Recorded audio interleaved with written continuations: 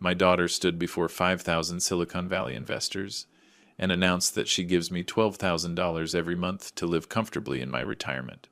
The room erupted in applause for her generosity. I smiled and waved from the audience, playing the grateful father. But here's the truth that made my blood run cold. I live in a cramped Oakland studio apartment, work part-time at Home Depot at 62, and eat ramen noodles for dinner. I had never seen a single penny of that money. As I drove home in my 15-year-old Honda that night, one terrifying question consumed me. If Sarah thinks she's giving me $12,000 monthly, where the hell is that money actually going? Before we dive into this shocking story, I need to know. Would you confront your own child if you discovered something like this? Or would you stay silent to protect them?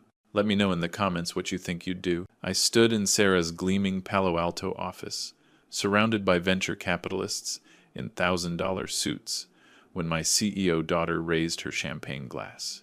This is it, I thought, the moment every father dreams of the tench, watching his child succeed beyond his wildest imagination. Ladies and gentlemen, Sarah's voice carried that confident tone I'd helped nurture through countless bedtime stories. I want to thank you for believing in our AI platform. But tonight, I also want to share something personal about our family values. She's going to talk about us, my heart swelled with pride, about how we struggled together after her mother died, about those late nights when I chose between paying for her tutoring or fixing the car. My father receives $12,000 monthly from our family trust, she announced, gesturing toward me with that radiant smile. It's our way of ensuring he lives with dignity after all his sacrifices as a single parent. The applause erupted around me, but all I could hear was the sound of my world crashing down.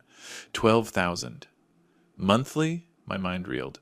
What is she talking about?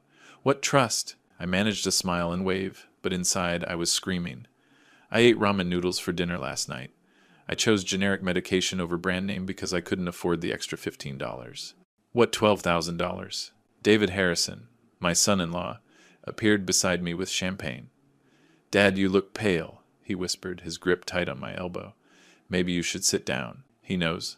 The realization hit me like ice water. He knows I'm not getting any money. Look at his face. He's terrified. I'm going to say something. I'm fine, just overwhelmed, I managed to say. Sarah worked hard on tonight's presentation.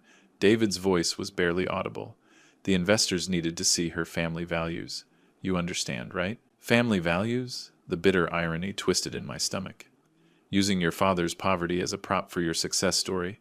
Shit, what family values are those? Sarah hugged me tightly, and I breathed in her expensive perfume.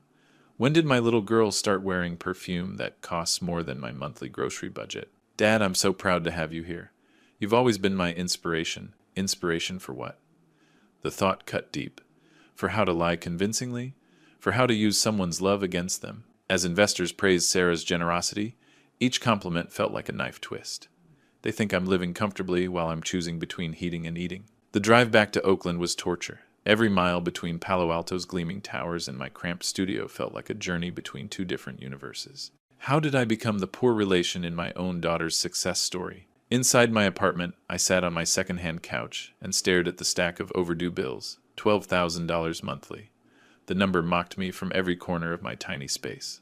That's more than I made in my best year as an engineer. Sarah stood up there and told a room full of millionaires that she takes care of me. The betrayal burned worse than the poverty. She looked them in the eye and lied about supporting her father while I'm working part-time at 62 just to survive. But why? The question tormented me. Why would she do this? What does she gain from this lie? I opened my laptop with shaking hands. 25 years I spent raising her. I gave up promotions, turned down job offers in other cities, sacrificed my own future for hers. And this is how she repays me? By turning my poverty into her public relations triumph? The cursor blinked at me like an accusation. Something is very, very wrong here. And tomorrow, I'm going to find out exactly what my daughter and her husband have done to the father they claim to love so much. Because if there's one thing my engineering background taught me, it's this. When the output doesn't match the input, somebody's manipulating the system. 3 days later, I stood in the Home Depot break room, staring at my phone. The search results glowed back at me. Elder Care Family Trust, Robert Mitchell beneficiary. It actually exists. My hands trembled as I scrolled through official-looking documentation. Trust statements, beneficiary information, monthly distributions, all bearing my name, my social security number, my signature. Except I never signed anything. You okay, Robert? Marcus Williams appeared beside me with coffee. My coworker was a former Oakland police detective who'd taken early retirement. His sharp eyes missed nothing. Marcus, if someone created financial documents with your name but you never signed them, what would you call that? He studied my screen. Identity theft. Fraud. Maybe both. His expression darkened. Where did you get this? Should I tell him? It's complicated family stuff. Robert, I've seen enough financial crimes to know this smell. Someone's using your identity for something big. You need to dig deeper, but carefully. That evening, I spread everything across my kitchen table. Bank statements showing my pathetic balance. Trust documents printed at the library. My old engineering notebooks where I'd started mapping discrepancies. Focus. Treat this like debugging code. I opened my laptop and began tracing digital footprints like program execution paths. The trust had a professional website, contact information, even testimonials from satisfied families. Too professional, too perfect. The site was registered 6 months ago, right when Sarah's startup began seeking serious investment funding. Coincidence? In Silicon Valley? Not likely. My old cryptocurrency curiosity paid off. Following digital breadcrumbs, I found something that froze my blood.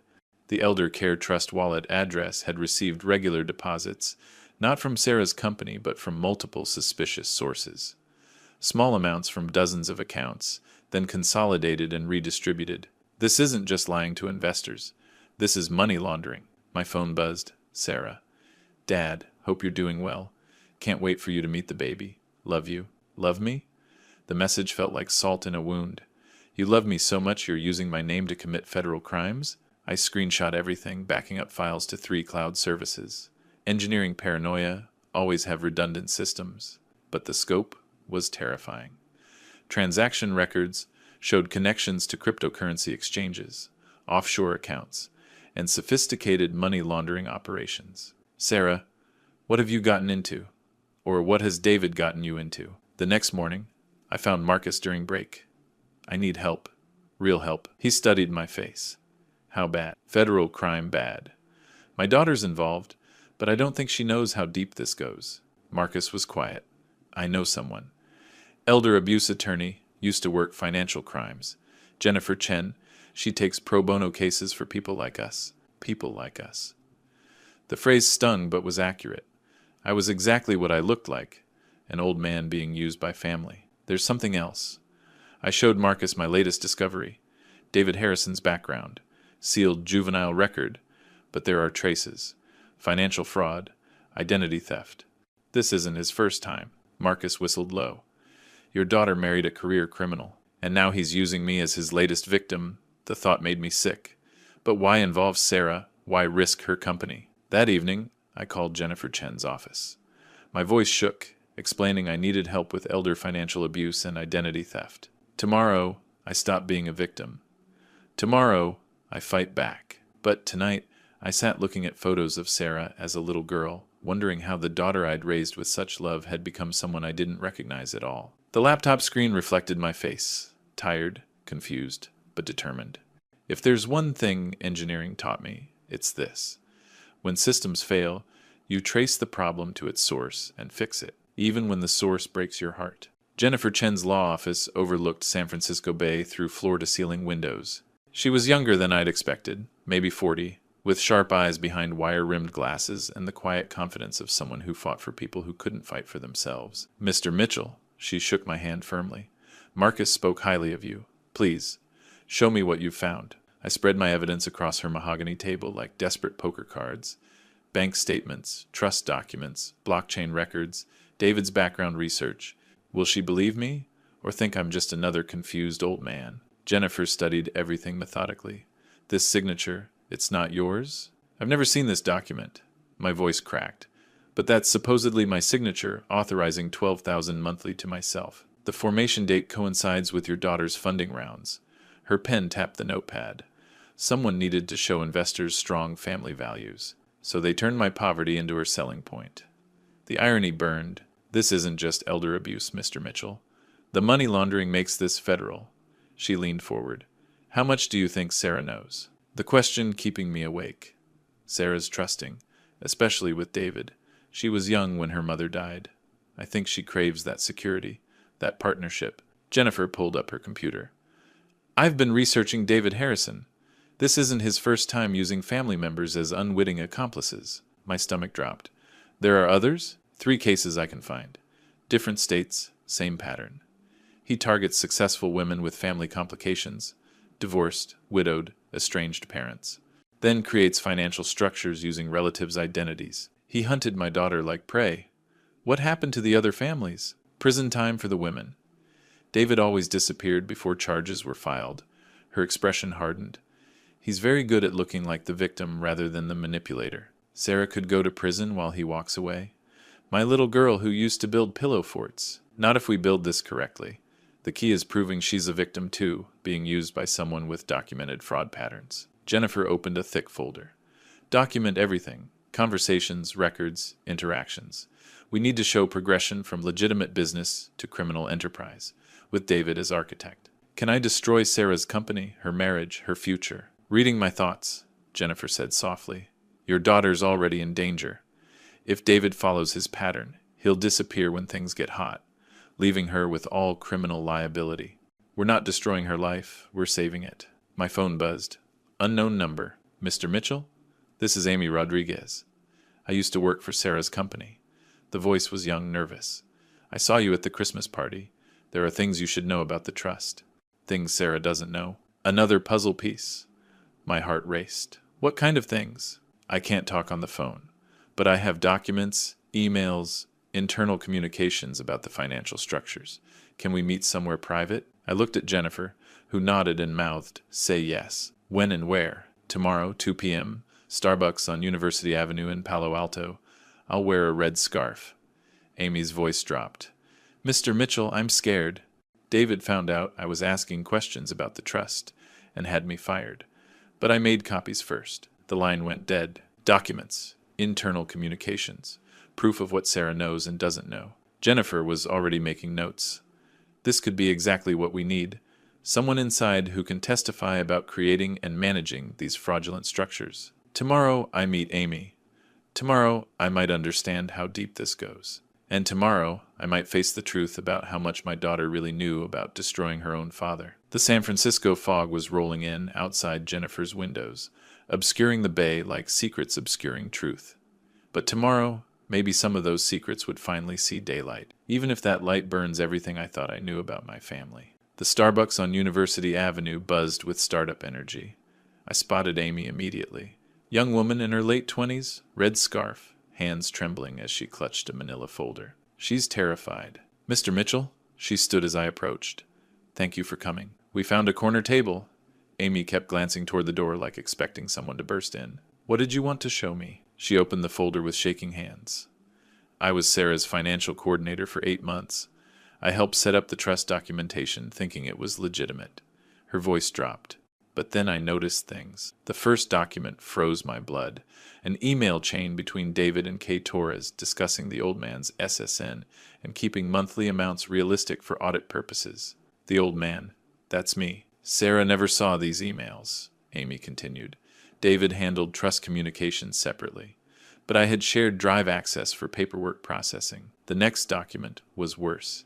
A spreadsheet titled R. Mitchell, Wash, cycle showing cryptocurrency deposits from multiple sources, conversion to traditional banking, then redistribution through the Elder Care Trust. They're using my identity to launder money from other crimes. Amy, where is this money coming from? David runs cryptocurrency scams. He targets elderly investors with fake Bitcoin opportunities, takes their money, then washes it through family trusts. Yours is one of several. Other families, other parents being used like me. How much money? Over $2 million in 6 months. And it's accelerating. Amy's eyes filled with tears. Mr. Mitchell, I think Sarah's starting to suspect. She's been asking about trust distributions, wanting bank statements. My daughter's waking up. What kind of questions? Last week she asked why the trust showed monthly payments to you, but her personal account was debited for family support expenses. She wanted to reconcile the numbers. Sarah's business mind is kicking in. Amy showed me a phone photo. Yesterday, David cleaning out office files, shredding documents. He told Sarah he was streamlining operations, but I saw him destroy trust paperwork. He's preparing to run. Amy, Why risk helping me? She wiped her eyes. My grandmother raised me after my parents died. Someone tried to scam her last year with fake charity. When I realized what David was doing, her voice hardened. Nobody should use family like that. This young woman has more integrity than my son-in-law. There's something else. Sarah's pregnant, and David wants to add the baby as trust beneficiary. He's planning to expand the operation. He wants to use my grandchild, too. Rage burned in my chest. I made copies before they fired me. Financial records, emails, crypto wallet addresses, even recordings of David's calls with partners. She slid a USB drive across the table. But I'm scared. David's not someone who forgives. Amy's phone buzzed. She looked at the screen and went pale. What is it? Unknown number. Stop talking to people who don't concern you. Her hands shook violently. He knows about this meeting. We're in active danger. I pocketed the USB drive. Get somewhere safe. Family out of state? My aunt in Phoenix. She was already gathering her things. Mr. Mitchell, be careful. David's not just white collar. The people he works with, they don't just steal money. As Amy hurried toward the exit, my phone rang. David's name on the screen. He's calling directly. He knows I'm investigating. I answered, keeping my voice steady. Hello, David. Dad, we need to talk. Tonight. Your place. His voice was different, harder, more dangerous. And Robert, don't do anything stupid. You have no idea what you're messing with. The line went dead. I sat staring at my phone, the USB drive burning like fire in my pocket. Tonight, the pretense ends. Tonight, David stops playing the loving son-in-law. And tonight, I find out exactly how far he's willing to go to protect his criminal empire. David arrived at 9 p.m. sharp. Gone was the polished Silicon Valley executive. This man had cold eyes and clenched fists, radiating controlled violence. Invite me in, Dad. His voice carried menace wrapped in false familiarity. Don't show fear. Engineers solve problems under pressure. I stepped aside, heart hammering. David scanned my tiny apartment with disgust. Jesus, Robert, look at this place. We're trying to help you, and you're playing detective instead of being grateful. Help me? By using my identity to launder money? By forging my signature? His mask slipped. You have no idea what you're talking about, old man. $2 million, David. Amy showed me everything.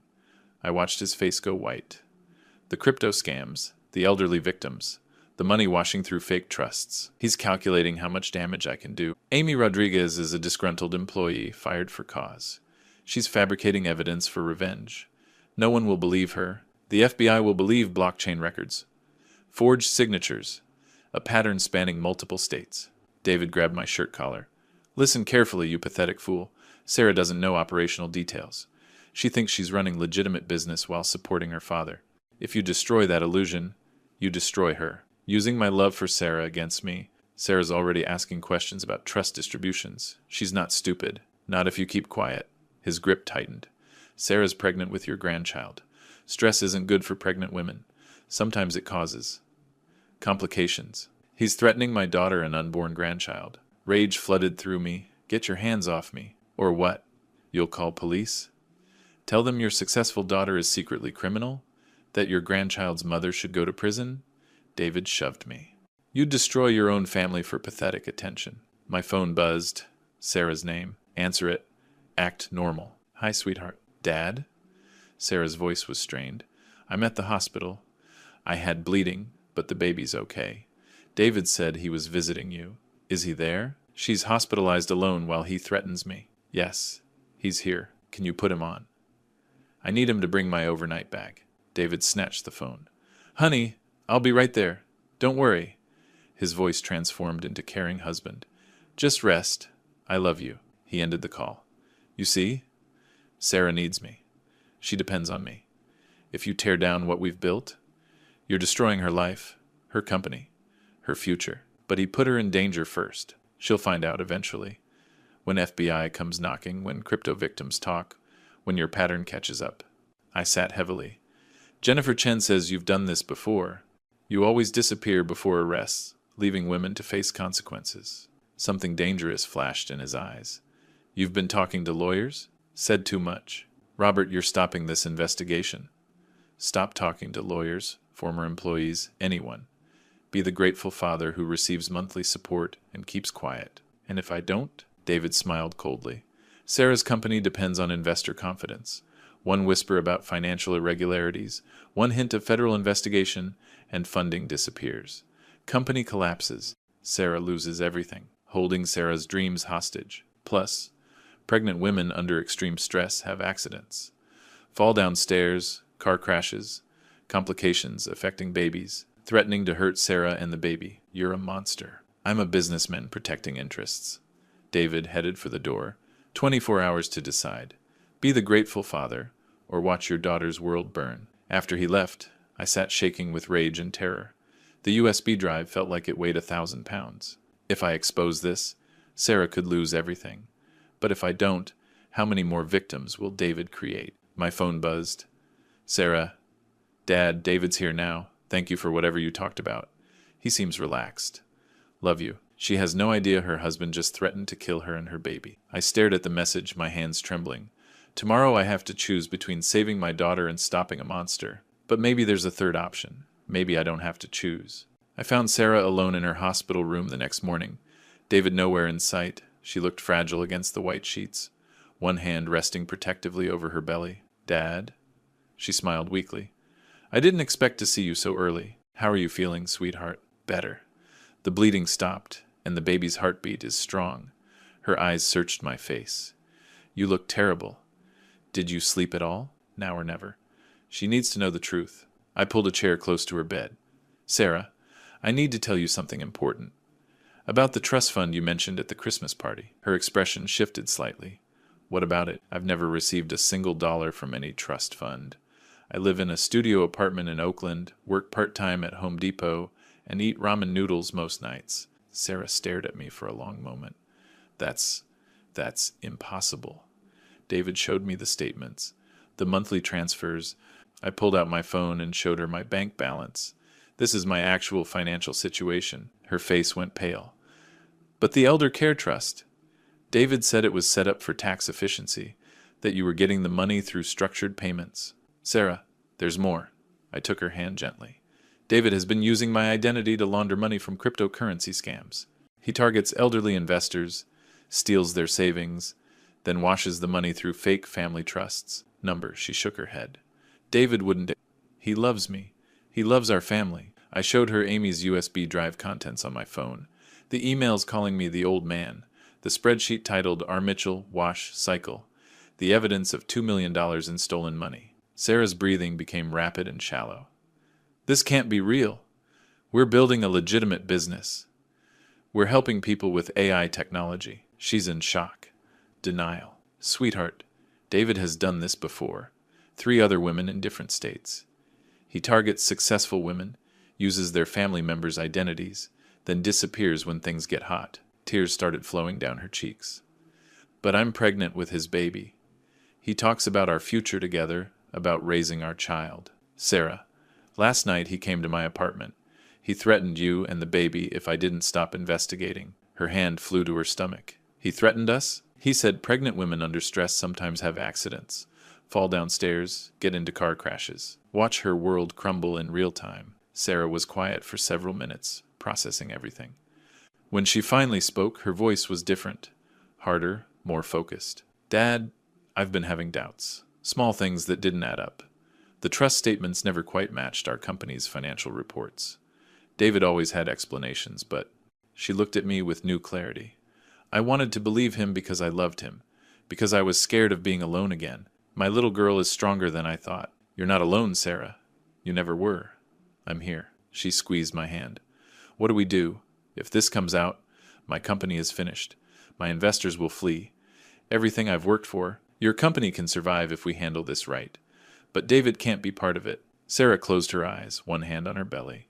The baby. The baby deserves a mother who isn't married to a criminal, and a grandfather who isn't being used as a money laundering tool. When she opened her eyes, I saw the determination I remembered from her childhood, the little girl who never gave up on anything. Dad, what do you need me to do? She's choosing truth over comfort, justice over security. Next week, David wants you to speak at the TechCrunch Disrupt conference about family values in business. Instead of his prepared speech, I want you to help me tell the truth. Sarah nodded slowly. It'll destroy everything. No, sweetheart. It'll save everything that matters. The Moscone Center buzzed with 5,000 tech leaders, investors, and entrepreneurs. TechCrunch Disrupt was Silicon Valley's biggest stage, and Sarah was scheduled to speak about family values in modern business in 10 minutes. I sat in the front row, watching David pace backstage through the gap in the curtains. He kept checking his phone, probably monitoring cryptocurrency markets and planning his next move. Jennifer Chen sat beside me, along with Marcus and 2 FBI agents in plain clothes. This is it. No going back. Sarah appeared at the podium, looking composed despite everything. She wore a navy dress that concealed her pregnancy, and her voice carried clearly through the massive auditorium. Good morning. I'm Sarah Mitchell Harrison, CEO of Synapse AI. I was supposed to talk about family values in business today. She paused, scanning the crowd until her eyes found mine. Instead, I want to tell you about the most important family value of all, truth. A murmur rippled through the audience. David appeared at the side of the stage, confusion and alarm spreading across his face. 6 months ago, my company needed to demonstrate stability and family commitment to secure Series B funding. My husband suggested we highlight how we care for my elderly father. Sarah's voice remained steady. We told investors that we provide my father $12,000 monthly through a family trust. Here we go. That was a lie. My father lives in a studio apartment in Oakland, works part-time at Home Depot, and has never received a penny from any trust fund. The auditorium went dead silent, 5,000 people holding their breath. But the lie was just the beginning. The elder care trust we created wasn't just for show. It was a vehicle for laundering money stolen from elderly cryptocurrency scam victims. Gasps echoed through the crowd. Phones came out, recording everything. David started moving toward the stage, but security blocked his path. Sarah continued, her voice growing stronger. My husband, David Harrison, has run this same scheme in 3 other states, using family members' identities to wash stolen money. He targets successful women, manipulates them into unknowing participation, then disappears when authorities close in. She's doing it. She's choosing truth over everything else. The man I married, the father of my unborn child, threatened my father's life and my pregnancy when we discovered his crimes. He told my father that pregnant women under stress sometimes have accidents. The crowd was riveting now, a wave of shock and anger building through the auditorium. Dad, would you please join me? I walked onto that massive stage, my legs shaking but my voice clear. My name is Robert Mitchell. I'm a retired engineer, a part-time Home Depot employee, and the victim of identity theft by my own son-in-law. I pulled out the USB drive Amy had given me. This contains evidence of a $2 million money laundering operation using my name and the names of other elderly victims. Blockchain records, forged signatures, email chains discussing the old man's SSN, that's me. David was shouting something from the side of the stage, but security had him firmly contained. We're not here for sympathy, I continued. We're here because Silicon Valley talks about disrupting everything. But we need to disrupt the culture that lets financial predators hide behind family values and charitable giving. The audience erupted in applause, but I wasn't finished. David Harrison is backstage right now, probably deleting files and planning his escape to another state, another victim, another family to destroy. But not this time. Jennifer stood up in the audience. Mr. Harrison, you're under arrest for elder financial abuse, identity theft, money laundering, and conspiracy to commit fraud. FBI agents moved through the crowd toward the stage. David saw them coming and bolted for the exit, but more agents were waiting. The entire arrest played out on the massive screens above the stage, broadcast live to thousands more watching online. Justice, finally, in front of the whole world. Sarah took my hand as we watched David being led away in handcuffs. Dad, I'm so sorry. For everything. My daughter chose truth. She chose us. The standing ovation lasted 5 minutes. But the real victory wasn't the applause. 12. It was watching my daughter transform from victim to survivor right there on that stage. Sometimes the truth hurts everyone, but lies hurt everyone forever. 6 months later, I sat in my new Berkeley apartment, watching San Francisco Bay through windows I could finally afford. The restitution from David's criminal assets had transformed my life, but more importantly, it had restored my dignity. My phone buzzed with a text from Sarah. Dad?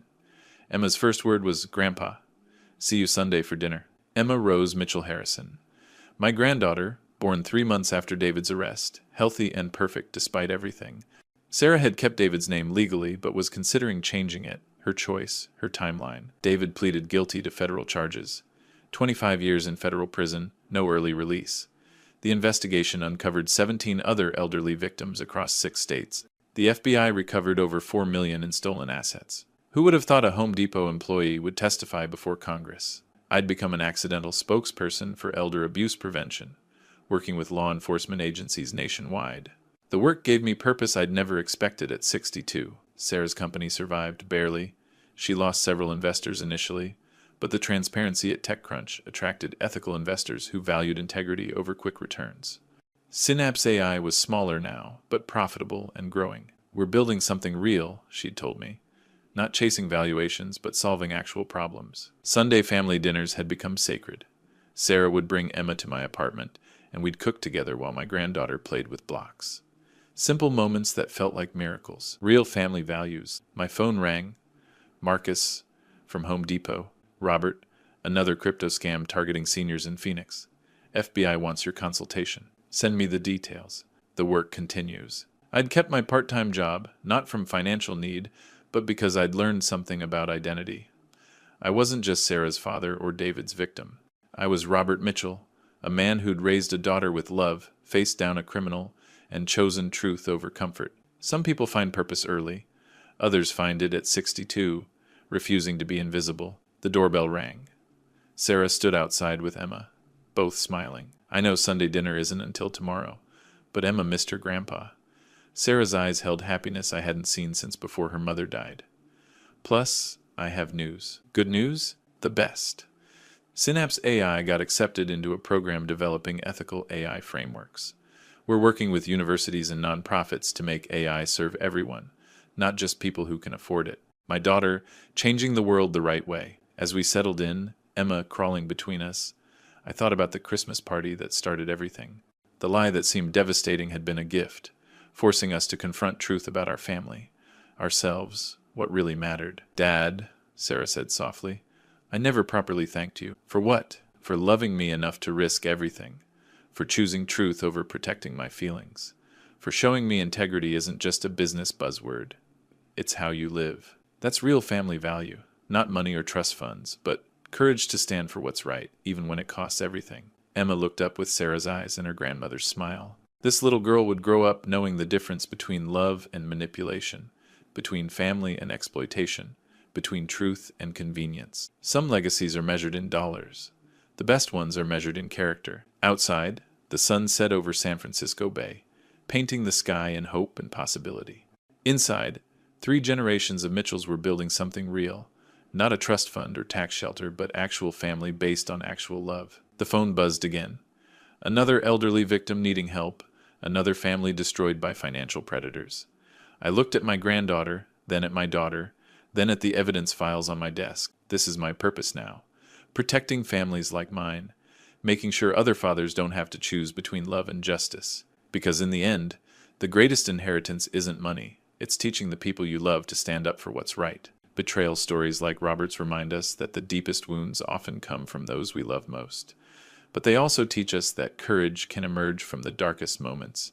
When family members use our trust as a weapon, God gives us the strength to choose truth over comfort, justice over silence. Grandpa stories across generations share a common thread, the wisdom that comes from protecting what matters most. Robert's journey shows us that being a grandfather isn't just about spoiling grandchildren with gifts, but about modeling integrity so they grow up knowing right from wrong. God places us in families not just to receive love, but to demonstrate it through our actions.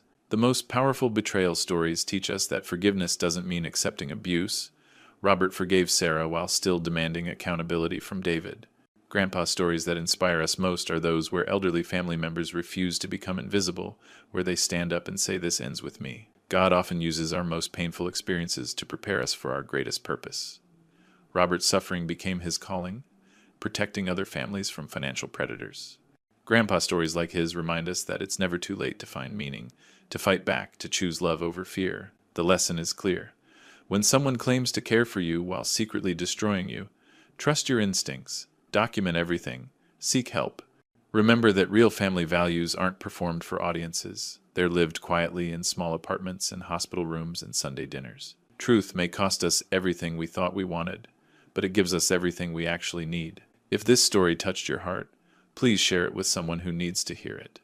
Leave a comment about your own experiences with family betrayal stories or inspiring grandpa stories. And don't forget to subscribe to our channel for more real-life stories that matter.